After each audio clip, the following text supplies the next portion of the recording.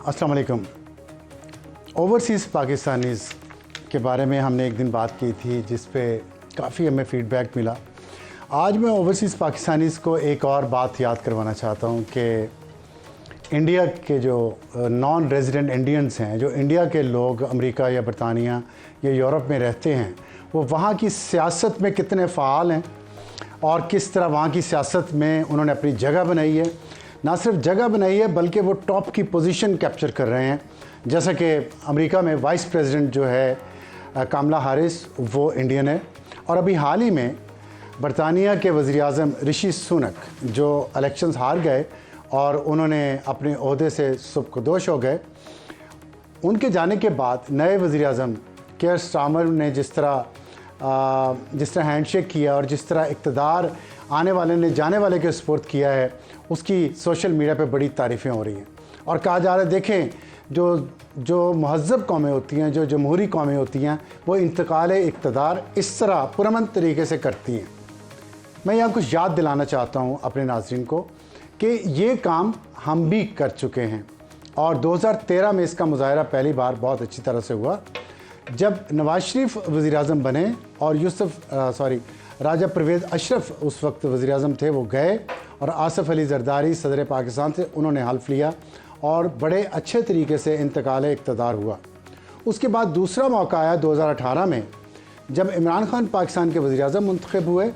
उस वक्त मुस्लिम लीग नून के सदर ममनून हुसैन थे, उन्होंने उनसे हल्फ लिया और इंतकाल इक़्तिदार एक बार फिर पुरअमन तरीके से हुआ। तो रवायत तो हमारे यहाँ भी थी, उसको ख़राब किया गया, ख़राब हो रही है। इसकी बहुत सारी वजूहत हैं, जैसे कि जो हुकूमत अपोजिशन में होती है उसकी पॉलिसी कुछ और होती है और जब वो अपोजिशन हुकूमत में आती है तो उसकी पॉलिसी बिल्कुल बदल जाती है। जैसा कि आज हमने देखा कि एक जलसा था पाकिस्तान तहरीक इंसाफ का इस्लामाबाद में, जिसके लिए काफ़ी अरसे से वो कोशिश कर रहे थे इजाज़त लेने की, लेकिन इजाज़त नहीं मिली। फिर वो इस्लामाबाद हाई कोर्ट में गए, वहाँ से उन्हें परमिशन मिली और जब जलसे का इनेकाद होना था उससे कुछ घंटे पहले चीफ़ कमिश्नर इस्लामाबाद को एक दरख्वास्त मौसूल हुई वहाँ के रहायशी लोगों की, जिन्होंने कहा कि ये जलसा हमारी ज़ाती जगह पर किया जा रहा है जिससे हमारा सुकून ख़राब होगा और मुहर्रम अल हराम का महीना है जिससे लॉ एंड ऑर्डर सिचुएशन पैदा हो सकती है। लिहाजा चीफ़ कमिश्नर ने वो जलसा मनसूख कर दिया और जिससे कल से लेकर आज तक जो सियासी तलखी है वो फिर बढ़ गई है। इस पर हम आज बात करेंगे। और दूसरी आपको ख़बर आज ये बतानी थी कि पाकिस्तान में 3 बड़ी सियासी जमातें हैं, पाकिस्तान मुस्लिम लीग नून, पाकिस्तान पीपल्स पार्टी और पाकिस्तान तहरीक इंसाफ। तीनों पाकिस्तान बनने के बाद बनी और तीनों के बनाए जाने के पीछे ये इल्ज़ाम है कि इस्टेब्लिशमेंट ने कुछ ना कुछ मदद इनकी किसी न किसी स्टेज पे ज़रूर की।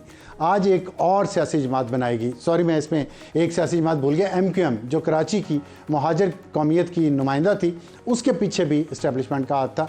ये कहा जाता है अभी आज अवाम पाकिस्तान पार्टी लॉन्च की गई है, इस्लामाबाद में पहली बार एक सियासी जमात का अहया किया गया है। उस पर भी ये इल्ज़ामात है, लेकिन उस पर शाहिद खाकान अब्बासी जो कन्वीनर मुकर्रर हुए हैं और जनरल सेक्रेटरी मिफ्ताह इस्माइल, उन्होंने इन इतलात की तरदीद की है कि इस्टेब्लिशमेंट के साथ किसी भी किस्म का उनका ताल्लुक़ है या वो इस्टेब्लिशमेंट के कहने पे ये सियासी जमात बना रहे हैं। इस पर आने वाले दिनों में बात करते रहेंगे, लेकिन सियासी जो मामलात है उस पर हम बात करेंगे। हमारे साथ आज तशरीफ़ रखते हैं तैमूर सलीम झगड़ा साहब जो रहनुमा है पाकिस्तान तहरीक इंसाफ के, और कुछ ही देर में हमें बल्कि वो आ गए हैं स्टूडियोज़ में तशरीफ़ ले आए हैं बिलाल अज़हर कियानी साहब जो रहनुमा हैं पाकिस्तान मुस्लिम लीग नून के और MNA भी हैं। शहबाज राना हमें ज्वाइन करेंगे, सीनियर सहाफ़ी हैं DSNG पे। झगड़ा साहब, welcome to the show. Thank you. और एक तो ज़ाहिर आपका नाम झगड़ा है, बात भी झगड़े की शुरू हो रही है, लेकिन वो झगड़ा तो बहुत अच्छा है जो आपके नाम के साथ है। ये जो यहाँ पे सियासी झगड़ा चल रहा है, आपका जलसा मनसूख हुआ, आपको दिल में मलाल, गुस्सा, रंज है? मुझे अफसोस सबसे ज़्यादा इस बात का है कि अगर PMLN की ये फॉर्म 47 की हुकूमत तरनौल में इस्लामाबाद से बाहर एक जलसा बर्दाश्त नहीं कर सकती तो इट मीन्स कि इनके पास they have no legs to stand on. मतलब ये कोई प्रेशर बर्दाश्त नहीं कर सकते। ये चीज़ हमने बजट में भी देख ली और तो ये आप जलसा प्रेशर डालने के लिए कर रहे थे? हम जलसा अपने पॉलिटिकल हक के लिए कर रहे हैं। जो इमरान खान के साथ ज्यादती हो रही है वो अभी सिर्फ पीटीआई नहीं कह रही, वो अभी यूनाइटेड नेशंस के आर्बिट्ररी डिटेंशंस पे वर्किंग ग्रुप की जो रिपोर्ट आई है वो तो इमरान खान की ना पार्टी की है ना पाकिस्तान की सियासत में मुलव्वस है। उन्होंने इंडिपेंडेंटली देखा, उन्होंने दोनों साइड्स के जो है वो व्यूज़ देखे और आपने यूएन सेक्रेटरी जनरल के स्पोक्समैन का भी बयान सुन लिया कि इमरान खान के साथ गलत हो रहा है। अब अगर एक मुल्क में आइन कानून सस्पेंडेड हो, आपने यूके के इलेक्शन की बात की और बिल्कुल ठीक बात की, वहाँ पे कोई आरओ नहीं होगा जिसने अंडर प्रेशर रिजल्ट बदलोगे। इनफैक्ट मैं देख रहा था हर आरओ के साथ, क्योंकि सिस्टम हमारा उनके दोनों कैंडिडेट्स जो है वो थे। तो 300-400 साल हो गए इस रास्ते पे चलते हुए ना यार 75 साल हमें भी हो गए। हाँ नहीं, हम उस रास्ते पे चले ही नहीं है। मतलब 75 साल तो हो गए ना। 75 साल साथ हिंदुस्तान है, उसने 75 साल में हर 5 साल बाद इलेक्शन कराए। आप समझते हैं ये कलेक्टिव फेलियर है पार्लियामेंटेरियंस का, इस्टेब्लिशमेंट का, इशराफिया का? बिल्कुल कलेक्टिव फेलियर है। इशराफिया का भी है, इस्टेब्लिशमेंट का भी है, पार्लियामेंटेरियंस का भी है, लेकिन कहीं ना कहीं टाइम आता है जुडिशरी का भी है, सारे ब्यूरोक्रेसी का भी है। तो फिर आगे कैसे चलेंगे? देखिए कहीं आपको लकीर खींचनी पड़ती है।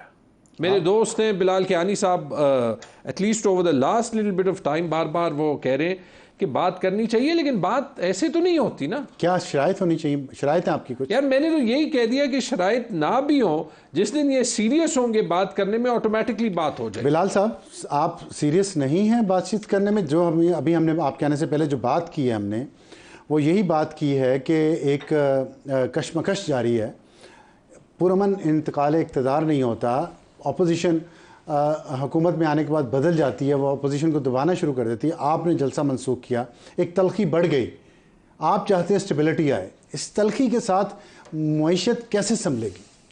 जी बिस्मिल्लाहिर्रहमानिर्रहीम। अब्सार साहब बहुत शुक्रिया जी अपने शो में दावत देने का, और माजरत कि मुझे थोड़ी सी ताख़ीर हुई यहाँ पे पहुँचने में। अब्सार साहब देखिए, बात ये है कि हम बिल्कुल पार्टीज़, सारी पॉलिटिकल पार्टीज़ को इंगेज करने में बिलीव करते हैं। और आपको याद होगा कि जब हम ऑपोजिशन में थे और हमारी जमात क़यादत में थी, तो हम कौमी इश्यूज़ को उस मामले से अलग रख हम हर वक्त अवेलेबल होते थे। कौमी इशू पे आपका साथ दिया है अज़्म इस्तेहकाम में? नहीं देखिए, ऑल पार्टीज कॉन्फ्रेंस में भी आ रहे हैं। उसको कंट्रोवर्शियल करने में और उसको ख़राब करने में मेरे ख्याल से पीटीआई ने कोई कसर नहीं छोड़ी। अब अगर देर आए दुरुस्त आए, अच्छी बात है। और इसमें मैं साथ ये ज़रूर ऐड करना चाहूँगा कि यकीनन हुकूमत वक्त की जिम्मेदारी होती है कि जब इस तरह की कोई चीज़ आए तो सबसे ज़्यादा जिम्मेदारी हम पे होती है कि सबको लेके चलें, जिस तरह हम लेके चले थे जब 2013 से 18 में नेशनल एक्शन प्लान के वक्त, ज़रब-ए-अज़्ब और रद्दुल फसाद के वक्त। तो आज भी ख़ास तौर पे इस तरह के ऑपरेशंस, ख़ास तौर पे जहाँ पे दहशतगर्दी के खात्मे की बात हो, तो जितनी इसकी पॉलिटिकल ओनरशिप और इंक्लूजन और कंसेंसस हो वो कम है। देखिए दूसरी बात जो आपने की, देखिए मईशत में हम चाहते हैं यकीनन कि मुल्क में जितनी पॉलिटिकल स्टेबिलिटी है आए उतना बेहतरी होती है, मगर आपने देखा है कि हुकूमत ने जो काम करने हैं, चाहे वो रिफॉर्म्स की तरफ काम करना हो, फॉरेन डायरेक्ट इन्वेस्टमेंट के लिए हो, IMF के साथ नेगोशिएशंस हों, वो काम तो चल रहे हैं। अब कौमी असम्बली के अंदर स्टैंडिंग कमेटीज़ भी कायम हो गई हैं, ऑपोजिशन उसके अंदर एक अपना किरदार अदा कर सकती है, मगर यकीनन अगर आजकल जो माहौल अक्सर बन जाता है वो ना हो तो और भी आसानी होगी। मगर ये कहना कि इसकी वजह से या पीटीआई या इमरान खान की वजह से कोई काम रुक जाएगा, तो मेरे ख्याल से नहीं, तो रुकेगा नहीं तो चलेगा भी नहीं ना। नहीं चलेगा इंशाल्लाह। कैसे चलेगा? आप बताएं कैसे चल रहा है? नहीं देखिए, इतनी महंगाई हो गई है, आप चाहते हैं कि आप केपी में, बलूचिस्तान में क्या हालात हैं, investment, foreign investment, local investment आ नहीं रही, तो आप नहीं समझते कि इनके साथ कुछ बातचीत करके वर्किंग एनवायरनमेंट बेहतर करना चाहिए? साहब देखिए, जितनी दफ़ा हाथ पीटीआई की तरफ बढ़ाया गया है ना जी, मेरे ख्याल से किसी भी जमात या और इमरान खान की तरफ जितना पिछले चंद सालों में और आज भी जिस तरह बात की गई है उस तरह किसी के साथ नहीं बढ़ाया गया कभी भी इनकी तरफ से। जलसा हो जाता तो क्या फ़र्क पड़ता? नहीं, मैं तो ऑनेस्टली देखिए वो इंतज़ामिया का फैसला था। कोई चंद दिन पहले मैंने खबरों में ही देखा है कि कोई वहाँ पे हादसा भी हुआ था और मुहर्रम की वजह से कुछ कंसिडरेशंस थी, मामला थे। मैं ज़ाती तौर पर एज ए पोलिटिकल वर्कर समझता हूँ कि इनको शौक पूरा कर देना चाहिए, बिल्कुल शौक पूरा करें, तो ये बहस ही नहीं होनी चाहिए। सियासी वर्कर की बात नहीं सुनी जा रही, इंतजामिया की सुनी जा रही। नहीं, इंतजामिया ने देखिए अपनी मामला देखने, अगर वहाँ पे सिक्योरिटी कंसर्न्स है, अगर चंद दिन पहले वहाँ पे वाक़यात हुए हैं, अगर मुहर्रम के महीने की वजह से कोई ऐसी चीज़ है, कोई चीज़ है और उसकी वजह से मुहर्रम के बाद अगर वो कह रहे हैं तो वो भी फैक्टर्स हमें मद्देनज़र रखने चाहिए। तो देखिए वो इंतजामिया का एक फैसला इंडिपेंडेंट है। मैं आपको सिर्फ एज ए सियासी वर्कर बात कर रहा हूँ कि मैं तो खुद नहीं चाहता कि ये यहाँ पे इनकी मजलूमी को बने इस तरह की चीज़ की, अपना शौक पूरा करें। हालात वहाँ ख़राब है, मुहर्रम हंगाम की वजह से कुछ इतलात थी आपके पास? नहीं, चंद दिन पहले कोई वाकया हुआ जिसका इंतजामिया ने हवाला दिया। लेकिन एक दिन पहले ही तो आपने इजाज़त दी थी, आईजी साहब ने जाके कहा कि हमें कोई एतराज़ नहीं है, ये जलसा कर लें तरनौल पे। फिर दूसरे दिन इतला आ गई जो पहले आई हुई थी, दूसरे दिन आपने इंप्लीमेंट। देखिए वंस अगेन मैंने तो जो देखी है जी इंतजामिया की, जो उन्होंने इसकी दलील दी है, इंतजामिया ने फंसा लिया आपको? नहीं, देखिए बहरहाल जी मुझे इसका एडमिनिस्ट्रेटिव एक चीज़ है, सियासत को फंसा लिया। और आज गौर खान साहब ने भी कहा कि चले फिर हम नहीं करेंगे, जो अच्छी बात है। चलें, अगर इंतजामिया ने कह दिया और उन्होंने नहीं किया तो अच्छी बात है। मुझे लगता है, मगर मैं आपको बताऊं जी ऑनेस्टली, मैं चाहता हूं कि ये अपना शौक पूरा करें और तो करने नहीं देते। मैं तो आपसे पूरा करें, बस ही नजर आती है। क्या है देखिए, ये वैसे इनकी पॉलिटिकल गवर्नमेंट होती है, अपने सीटें जीत चुके होते हैं, ये करने देते। देखिए ये इनके हाथ में नहीं है। नहीं, बात सही है आपकी, वो तो जो भी हुकूमत में आएगा यही कहेगा। आप थे, आप भी ये कहते थे, आप अब भी ये कहते हैं कि जब हम इनको अलाउ किया था 2 लॉन्ग मार्चेस के लिए, इन्होंने भी आपको कहेंगे हमने 2014 में किया। आगे चलते हैं। मैं ये जानना चाहता हूँ कि आपको इस तरह के जलसों से जो ज़ुबान इस्तेमाल होती है, उसमें मैं अली अमीन गंडापुर साहब आपके वज़ीर आला हैं, पूरे सूबे को, पूरे खैबर पख्तूनख्वा को, जिसमें पख्तून लोगों की मेजॉरिटी है, जो गैरत वाले, इज़्ज़त वाले, हमने तो ये देखा सारी उम्र, मेहमान नवाजी उनकी इंजॉय किया। वो जिस तरह की ज़ुबान इस्तेमाल कर रहे हैं, क्या वो आपके कल्चर को, पख्तून वाली को रिप्रेजेंट करती है जलसों में जो उनकी ज़ुबान हो रही है? देखिए, अगर आप हर पार्टी में देख लें तो सियासत में जो है वो 3, 4, 5 टेम्पलेट्स हैं। कुछ लोग जो है वो ज़ुबान ज़्यादा सख्त इस्तेमाल करते हैं, कुछ लोग जो है वो ज़ुबान ज़्यादा नरम इस्तेमाल करते हैं। ये तो टेम्पलेट में क्या हम अली अमीन गंडापुर को कह सकते हैं कि वो पीटीआई के शेख रशीद हैं? नहीं, मैं अपने कॉलीग्स पे जो है वो बात नहीं करूँगा। मैं उस पे, अगर आप सब्सटेंस पे देखें ना, मेरे ख्याल में जितना अली अमीन गंडापुर ने इनके साथ कोलैबोरेट किया, इन्होंने तारीफ़ किया, हमारी पार्टी के अंदर से तनकीद हुई है, उनका काम है एज चीफ मिनिस्टर। उनका टेम्पलेट इनके किसी वाले बंदे के टेम्पलेट से मिलता होगा तो तारीफें हो रही हैं। नहीं देखिए, लेकिन अगर हम आगे जाए ना, आप सियासी तौर पे आगे कैसे जा सकते हैं?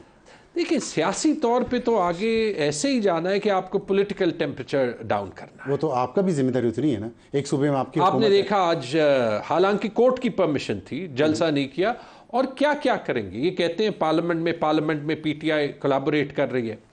मेरे पास जो है एंड टू एंड एक पोलिंग स्टेशन का सबूत है, मेरे तरह के ऐसे 100 से ज्यादा कैंडिडेट्स हैं। इसके बावजूद कि वो है इनके साथ जो है वो बड़ा रीजनेबली डील कर रहे हैं। कितनी कोलैबोरेशन आपको चाहिए? लेकिन फिलहाल तो पोजीशन ऐसे है कि वो पब्लिक अकाउंट्स कमेटी का चेयरमैन भी होता है। अगर वो इनको लगता है कि इनकी तबीयत का नहीं है तो कहते हैं 4 नाम भेज। अच्छा, हमें शहबाज राना सीनियर सहाफ़ी, उन्होंने हमें ज्वाइन किया, लेकिन आपने पार्लियामेंटेरियंस की कोलैबोरेशन की बात की है, तो मैं आपसे खबर शेयर करना चाहता हूँ। जो senate standing committee on cabinet, Salim Mandviwala उसके शायद चेयर हैं, और उन्होंने जो डिस्कशन हुई है वहाँ पे, इस वक्त मुल्क में देख लें हालात क्या हैं, उसमें डिस्कशन ये हुई है, सबसे बड़ा मसला ये है कि इस्लामाबाद क्लब में दूसरी बीवी को दाखिले की इजाज़त नहीं है मेंबर की, दूसरी के बाद फिर तीसरी भी होगी, फिर चौथी भी होगी।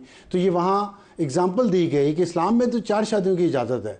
तो आप देख रहे हैं कि यहाँ मिडिल क्लास लोग तो दूसरी बीवी नहीं अफोर्ड कर सकते, और अशराफिया हमारी जो पार्लियामेंट में बैठी है, उन्हें इस्लामाबाद क्लब में दाखिले की, और क्लब इस्लामाबाद में बहुत सारे फैले हुए हैं, आपने देखा ही होगा। यहाँ माशाल्लाह इसका नाम ही क्लब आबाद रख देना चाहिए। और दूसरी खबर उसमें ये थी, दूसरा इशू जो था वो ये था कि चाहत फ़तेह अली खान ने एक गाना गाया बदोबदी, उस पर डिस्कशन होती रही कि इसको देख के किस किस के सर में दर्द होता है। ये अशराफिया के मामलात हैं और हमारी आवाम के क्या मामलात हैं, आए सुन लें ज़रा।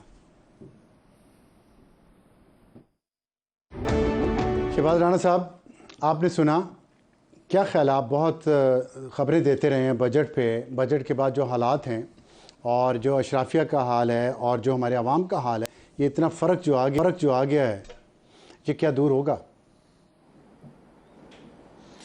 जी बिस्मिल्लाहिर्रहमानिर्रहीम, बहुत शुक्रिया अब्सार साहब, पहली दफ़ा आपके शो पे आया हूँ, बड़ी खुशी महसूस कर रहा हूँ इस बात की। फ़र्क जो है वो कम नहीं होगा, और जिस किस्म का ये बजट दे दिया गया है इससे फ़र्क बहुत ज़्यादा बढ़ जाएगा। वो जो हम एक बात करते थे हैव्स और हैव्स नॉट की, और हम मिसालें देते तो लिखते थे कि अवाम पर बिजली गिरा दी गई, अवाम पर टैक्सों की भरमार कर दी गई, तो आप पिछले 3, 4, 5 साल की एग्जांपल्स को सारी को जमा कर लें और ये जो एक बजट आया है उसको वो उससे ज़्यादा भारी है।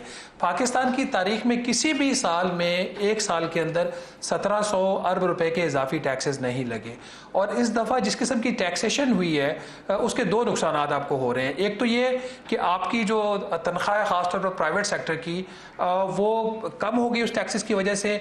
हमारे ऊपर जो टैक्सेस लगाए गए हैं वो स्कैंडिनेवियन कंट्रीज़ के हैं, जहाँ पे मतलब जो सैलरीड क्लास है उसका मैक्सिमम रेट हो गया 38% या 39%। जो नॉन सैलरीड बिजनेस इंडिविजुअल्स हैं उनका रेट हो गया 50%। अब दुनिया के आप चेक कर ले किन ममालिक के अंदर ये टैक्स का रेट है, और उसके ओवर एंड अबव इन्होंने हर चीज़ के ऊपर सेल्स टैक्स लगा दिया।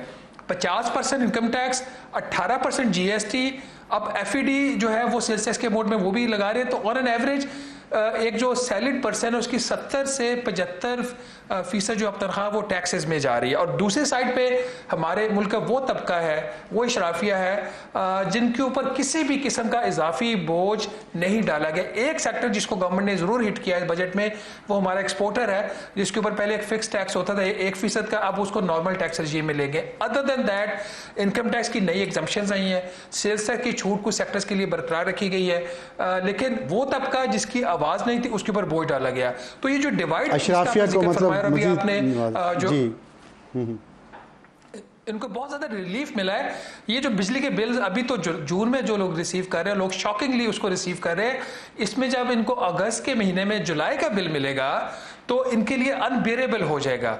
और मुझे इस बात की समझ नहीं आ रही कि हुकूमत किस तरीके से ये फैसले वन आफ्टर अनदर कर रही है और उसको एहसास नहीं हो रहा कि लोगों के जज्बात क्या है इस वक्त। बिलाल साहब, आपको अंदाज़ा नहीं है लोगों के जज्बात क्या। टैक्सेस आपने स्कैंडिनेविया के लगाए हैं, दूध की कीमत फ्रांस से ज़्यादा पाकिस्तान में है इस वक्त, और हालांकि हम दूध पैदा करने वाले 5वें बड़े मुल्क हैं शायद दुनिया में, और सहूलियत जी। अफसार साहब देखिए, मेरा ख्याल है ये तो कहना अनफेयर है कि एहसास नहीं है। हालात मुश्किल ज़रूर हैं, और थोड़ा सा मैं ये कॉन्टेक्स्ट ज़रूर देना चाहूँगा, और इस बात को मद्देनज़र रखते हुए कि हालात मुश्किल हैं, मगर रिसेंटली कुछ बेहतरी भी आई है। देखिए, पेट्रोल की कीमतों में कमी आई है, रोटी की कीमत में कमी आई है, ओवरऑल आपने की जी नहीं, ओवरऑल अगर आप पिछले 3-4 राउंड्स को देखें तो ओवरऑल कमी आई है। पिछले महीने डेढ़ में कमी आई है, अभी बढ़ी है, मगर उसके बाद पहले एक महीना से क्या फर्क नहीं सर, डेढ़ महीना 3 मुस्तकिल राउंड्स में कमी हुई है। तो ओवरऑल पेट्रोल की कीमत बिजली की 2 दफा बढ़ा दी सर, नहीं, आपके रोटी की कीमत में कमी आई। ओवरऑल महंगाई की शरह पिछले 2.5 साल में सबसे कम सतह पे पहुंच गई, और वो शरह भी तभी पहुंची जब इज्तिमाई तौर पर यूटिलिटीज जो हैं जी, यूटिलिटीज बिजली जो है बुनियादी इंसानी जरूरत बन गई है। बिजली के ऊपर भी इफ़ यू अलाउ यकीनन ओवरऑल टैरिफ्स बड़े हैं, मगर मैं एक वजाहत ज़रूर करना चाहूँगा जो कि अक्सर मैसेजिंग में लूज आउट हो जाती है, और ये कोई शायद जानबूझ के नहीं करता, मगर क्योंकि ये थोड़ी चीज़ें टेक्निकल होती हैं। देखिए, आपके 58% जो घरेलू सारिफीन हैं जो कि 200 यूनिट तक इस्तेमाल करते हैं, मतलब कि 0 से 200 यूनिट तक मंथली इस्तेमाल करते हैं, उनके पिछले 3 सालों के अंदर बिजली के नरखों में बिल्कुल इजाफा नहीं हुआ, और अभी भी कुल एवरेज इजाफा इनका 2% के करीब हुआ है, जो कि काफ़ी मामूली है। हम हुकूमत हरगिज़ ये नहीं चाहती कि इनके ऊपर कभी भी बढ़ाना पड़े, मगर जो बढ़ाया भी गया है वो तकरीबन सिर्फ 2% है 3 साल ना बढ़ाने के बाद। बाकी कुछ सेक्टर्स पे इंडस्ट्री में कमी आई है, और जो ज़्यादा अमीर सारिफीन हैं उनके नरखों में ज़रूर इजाफा हुआ है, मगर ये आप ज़रूर मद्देनज़र रखिए। देखिए, ओवरऑल मकसद यही है कि हमने अपने पावर सेक्टर को सस्टेनेबल भी करना है। हमारे सर्कुलर डेट में भी इजाफा हो रहा है। जब उस डेट में इजाफा होता है तो वो भी महंगाई की सूरत में आवाम को ही भुगतना पड़ता है, जब आप ये नरखों में करेक्शन नहीं करते। ओवरऑल इसका हल यही है कि पावर सेक्टर को हम रिफॉर्म करें, जिसकी तरफ हुकूमत काम कर रही है, ये बातों की हद तक नहीं है, जिसके अंदर बिजली कंपनियों के बोर्ड्स को बेहतर करना, उनको एफिशिएंट करना, उनकी निजकारी की तरफ भी अब जा रहे हैं। आप मुज़ाकरात कर नहीं पा रहे, वो खुद बिजली बंद कर रहे हैं, चला रहे हैं। नहीं जी, देखिए उस पर तो अपने डिमांड साहब वो तो एक अलग बात है। वो तो देखिए फिर इतनी, अगर अली अमीन गंडापुर साहब आपने बात भी की, मेरे तो ख्याल से जी वो लाइटर नोट इनके मैनेजमेंट कंसल्टेंसी बैकग्राउंड से लफ्ज़ मेरे ख्याल से टेम्पलेट निकला, तो उन्होंने टेम्पलेट का जिक्र किया। तो जिस टेम्पलेट पे अली अमीन गंडापुर साहब चल रहे हैं, मेरा ख्याल है शायद उनका ये फैशन और स्टाइल जो है ना, ये समझते थे अपोजिशन के दिनों में ठीक था। SCMKP बिल्कुल ये नामुनासिब है। और देखिए उसके बाद जो बात बिजली के, आपने, I don't want to evade that point, देखिए, नेट हाइडल प्रॉफिट्स का आप ये अक्सर बात करते हैं, ये तो एक ऐसा इशू है जिसके ऊपर एक मुकालमा वफाक और सूबे के दरमियान चल रहा है, और इनकी भी जब दोनों जगहों पे हुकूमतें थी तब भी ये हल नहीं कर सके थे। तो ये चीज़ें कुछ चीज़ें हैं जिसके ऊपर एक डायलॉग रहता है वफाक और सूबे में। और दूसरी बात, अगर आपको बिजली के बिल में अगर आपने किरदार अदा करना है तो आप एंटी थेफ्ट कैंपेन में मदद करें, आप वहाँ जहाँ पर टांके लगे हुए हैं जो आपका किरदार है उसमें आप असिस्ट करें पावर मिनिस्ट्री को। और अगर आप फिर भी मुतमईन नहीं है तो आप देखिए हुकूमत पाकिस्तान, आप हुकूमत पाकिस्तान को लिखें कि हम पेस्को को टेक ओवर करना चाहती है सूबाई हुकूमत, तो ये करें। ठीक, तैमूर साहब मैं आप पेस्को पे आपसे सवाल करूंगा, लेकिन पहले एक छोटा सा ब्रेक। तैमूर साहब ये बताइएगा कि जो खैबर पख्तूनख्वा से ये एक झगड़ा चल रहा है वफाक का बिजली के इशू पे, इसमें खैबर पख्तूनख्वा की कितनी गलती है, वफाक की कितनी गलती है? गैर जानबदारी से ये बात कर, मैं गैर जानबदारी से आपको बताता हूँ, इस पर मैंने 2-3 साल काम किया, लेकिन आपने बजट की बात की और उस पर मुझे 1 मिनट 2 दीजिए। जी ज़रूर, क्योंकि आपने कंट्रास्ट दिखाया, शहबाज राना ने भी बात की है, लिखा है कि किस तरीके से इन्होंने तकरीबन जो है वो 2 ट्रिलियन के टैक्सेस जो है वो आवाम पे और वो जो छोटा सा टैक्स शुदा तबका है उस पे लगा दिए, या फिर जो मिडिल क्लास जाके कंज्यूम करती है। जब आपने मुश्किल वक्त सहना होता है, आपने आवाम को एक्सप्लेन करना होता है कि क्या उन्होंने करना। अब देखिए, एक छोटा सा जो है लेबर फोर्स का हिस्सा पब्लिक सेक्टर में काम करता है, ये 25% तनख्वाहें जो इंक्रीज़ की है, ये कहेंगे कि ये इन्फ्लेशन के लिए की है। यही दिखाता है कि ना ये रिफॉर्म ओरिएंटेड है, ना ये प्रेशर ले सकते हैं। क्योंकि जब इसको आप वफाक और सूबों में मिला दें, इसकी और पेंशन की कॉस्ट 1500 अरब रुपए का इजाफा आता है।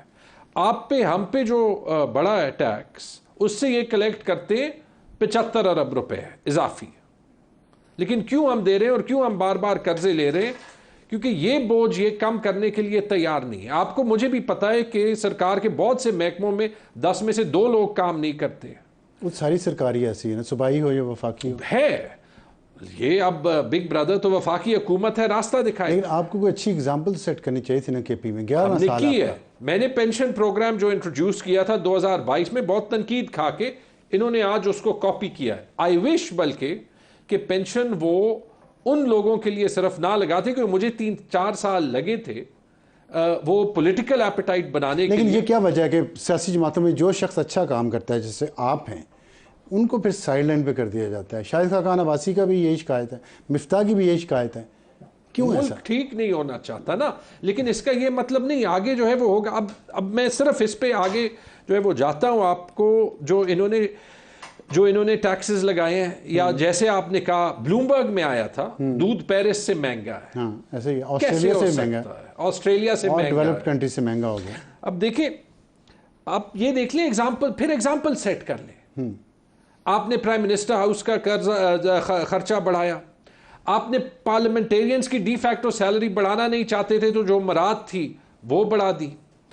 आपने जो है वो इस तरह, अभी मैंने पता नहीं किसका जो है वो सुना था, पंजाब के बजट में GOR क्लब, उस पे 1 अरब से ज्यादा का खर्चा हो रहा है। मुझे लगता है पाकिस्तान क्लब भी बन जाएगा, बहुत बड़ा क्लब। आपने चूंकि इस्लामाबाद सब मुलाजिम होंगे उस क्लब में। CVT, आप यही देख लें, CVT प्रॉपर्टी परचेजेस पे शहीदों की फैमिली को नहीं देना पड़ता था। सारे सरकारी अफसर, सिविल या मिलिट्री, यानी जो अफसर हम पे टैक्स लगा रहे हैं, हमें कह रहे हैं कुर्बानी दो, 30% के बजाय 50% टैक्स दो। वो कह रहे हैं कि मैं प्रॉपर्टी बेचूंगा तो मैं टैक्स नहीं दूंगा।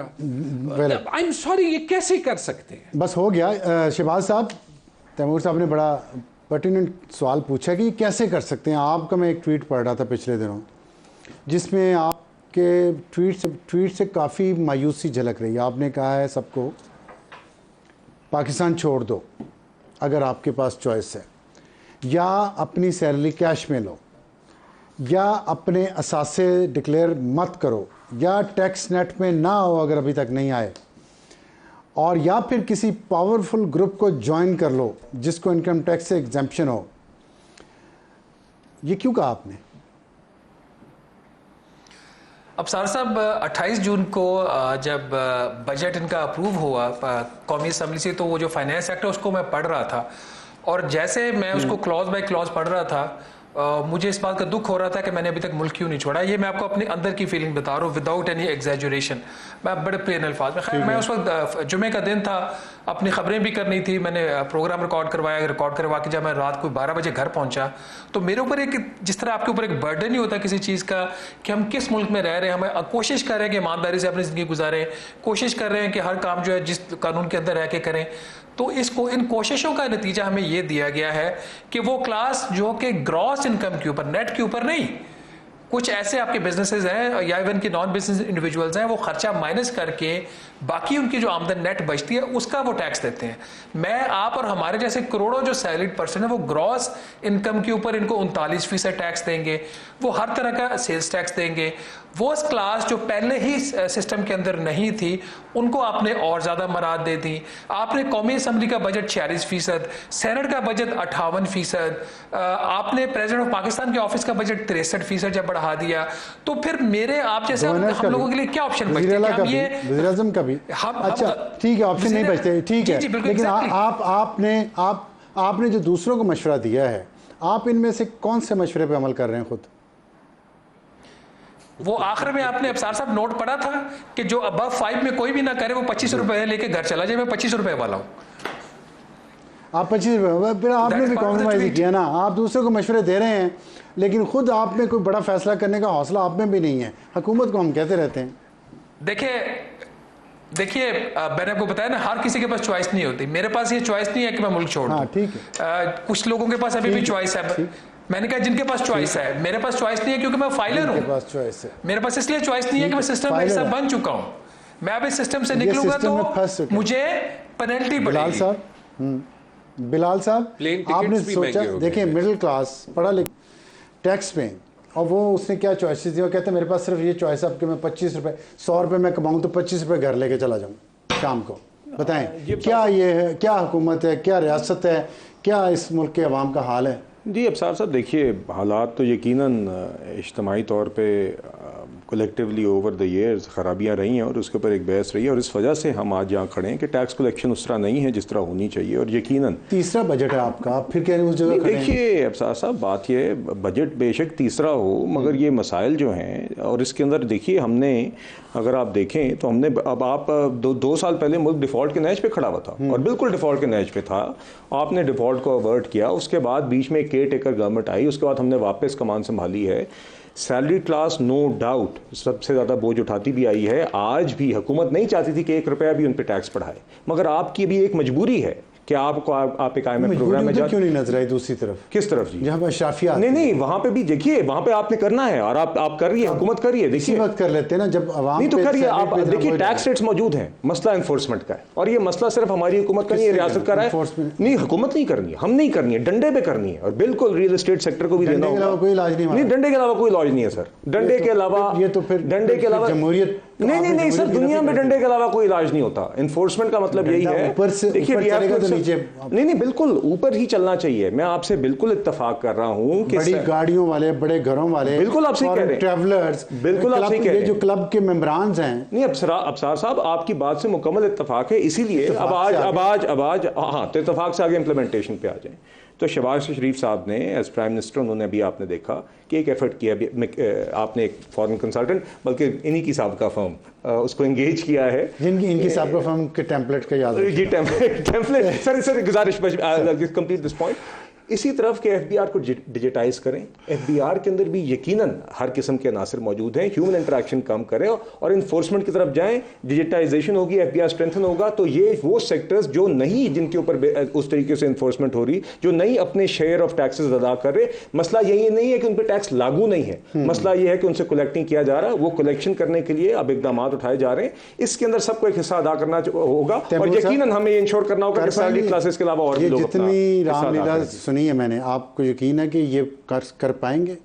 और करना तो चाहिए, ये बात तो एग्री कर रहे हैं, आप कर पाएंगे? मैंने तो आपको कह दिया ना, जब इन्होंने ये फैसला ना ले सके कि ये जो है वो हुकूमत के साइज को कैसे कम करेंगे, या कि लोग 25, देखिए प्राइवेट सेक्टर में कोई कंपनी आप देख लें 10% 15% से ज़्यादा तनख्वाहें नहीं बढ़ाएगा।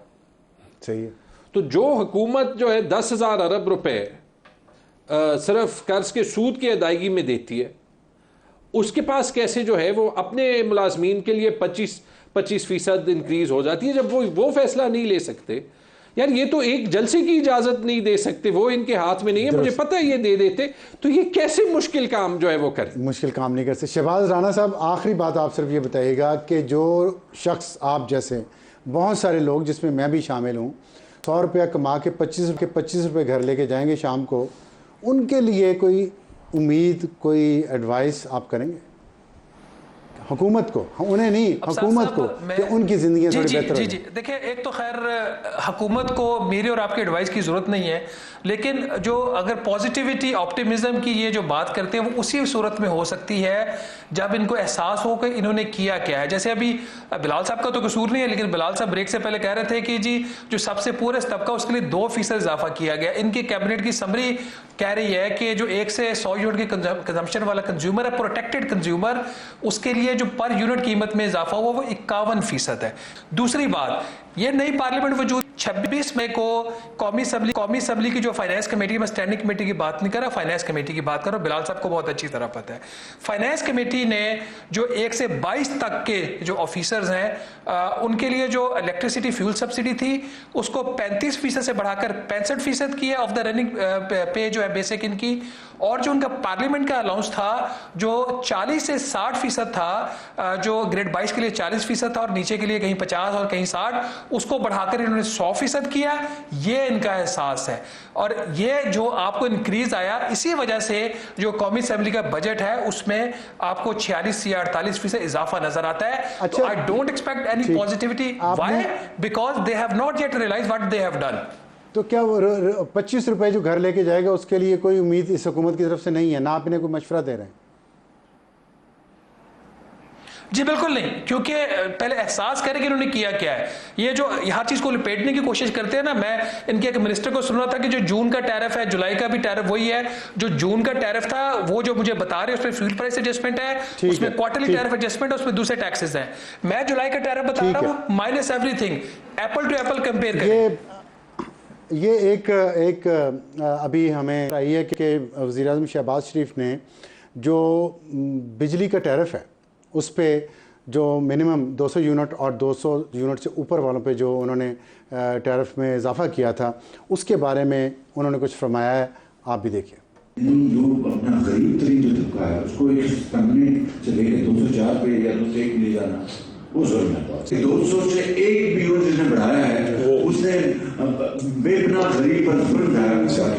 उसको तो आप अभी सस्पेंड करें, मेरे पे आप चले जाएं और जाके इंक्वायरी करें कि किसने 200 यूनिट तक के जो कंज्यूमर है बेचारा गरीब सारक जो है उसको गरीब मारी करने के लिए उसको 200 यूनिट ऊपर ले गया, वो कौन जल्लाद है उसका हमें पता लगाना इंतहाई जरूरी है।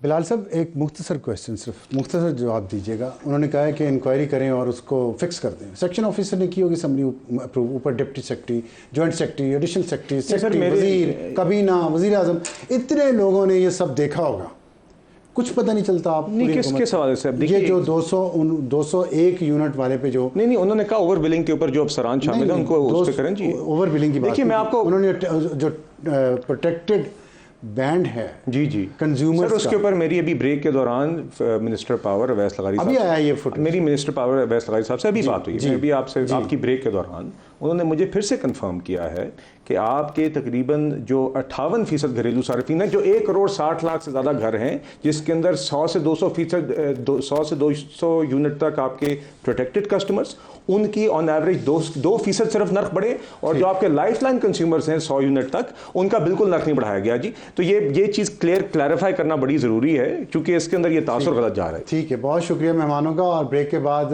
एक और इशू पे बात करेंगे।